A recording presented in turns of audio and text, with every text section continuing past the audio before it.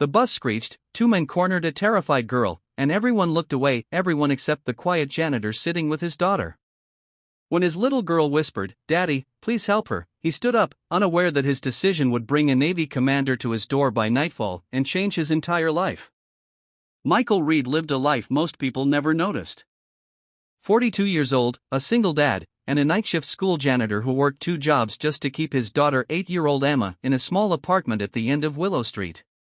Every morning at 6 a.m., after wiping chalk dust from his uniform and changing into a faded gray hoodie, he and Emma took the city bus together. It was the only time he ever allowed himself to breathe. Emma, with her backpack full of stickers and her hair always half-tied because Michael never mastered braids, leaned against him every ride. "Daddy," she asked one morning, "why do you always look tired?" Michael smiled, the kind that hides pain behind softness. "Because I work hard for someone who deserves the world." She hugged his arm. "And one day I'll give you the world back." He didn't know those words would echo hours later. The bus ride that changed everything. It was a Friday morning. The bus smelled of cold air and old leather as people boarded in silence. Michael and Emma sat near the middle, his favorite spot because he could always see both the front and back. At the next stop, a girl stepped in, maybe 17, wearing a school uniform, eyes swollen from crying. She clutched her books close to her chest like a shield. Immediately, two men followed her in. Rough clothes. Bloodshot eyes. The kind of men who didn't belong anywhere near a schoolgirl. They sat behind her. The bus driver glanced in the mirror but said nothing. Michael noticed the girl's hands trembling. Emma noticed too. "Daddy," she whispered, "she looks scared." The men began leaning closer to the girl, whispering things that made her shrink into herself. One of them placed a hand on her seat. Michael felt his jaw clench. But he stayed quiet. He always stayed quiet. Life had beaten the fight out of him years ago, during the messy divorce that left him with nothing but Emma and a mountain of debt. He had promised himself. No more trouble. No more fights. No more danger. Emma came first. But then one man grabbed the girl's wrist. She gasped in pain. Emma tugged Michael's sleeve, her voice breaking. "Daddy, please help her." Those 5 words sliced through every fear he had. Every memory. Every compromise. Every moment he wished he had been stronger. Michael stood up.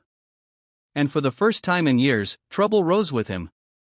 Michael approached the men slowly, speaking softly so he didn't scare Emma. "Hey, let go of her. She's just trying to get to school." The men laughed. One of them stood. He was bigger than Michael, younger too. "You want to repeat that, old man?"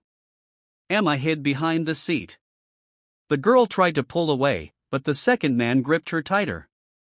Michael's heart pounded in his ribs, but his voice stayed steady. "Let her go. Now." The first man grabbed Michael's hoodie, shoving him back. The bus driver yelled, "Hey! Stop it," but did nothing else. Michael stumbled, but did not fall. And that angered the man. "Sit your janitor ass down before." He didn't finish.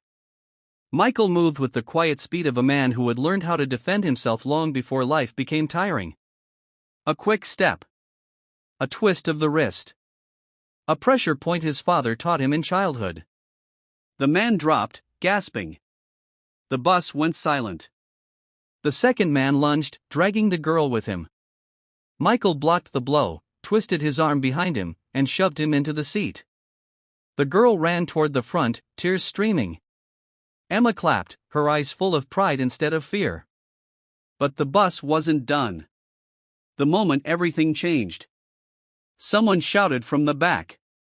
"Enough!" A tall, stern-faced man in a Navy uniform stood up, silver stripes on his sleeves, ribbons across his chest. He had been sitting quietly the whole time. A Navy commander. He walked toward Michael with purpose. The two attackers froze. The bus driver nearly stood at attention. The commander stopped in front of Michael, looked at the girl, looked at Emma, then looked at the bruises forming on the men. Sir, he said calmly, I saw everything. Michael nodded, expecting trouble. Instead, the commander stepped back, raised his voice, and spoke to the entire bus. This man protected a child when no one else did. I'm calling this in. Stand down. He's under my protection now. Michael blinked, stunned. Why would a Navy commander protect a janitor?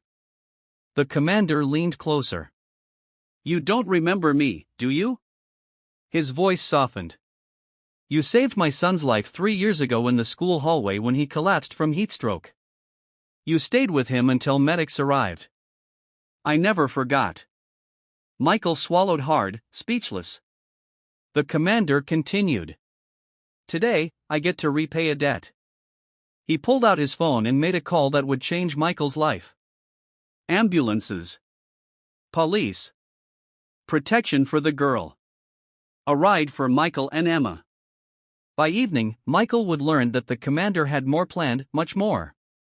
But for now, on that quiet bus that turned into a battleground, Emma hugged her father tightly. I knew you were strong, Daddy. Michael finally believed it too.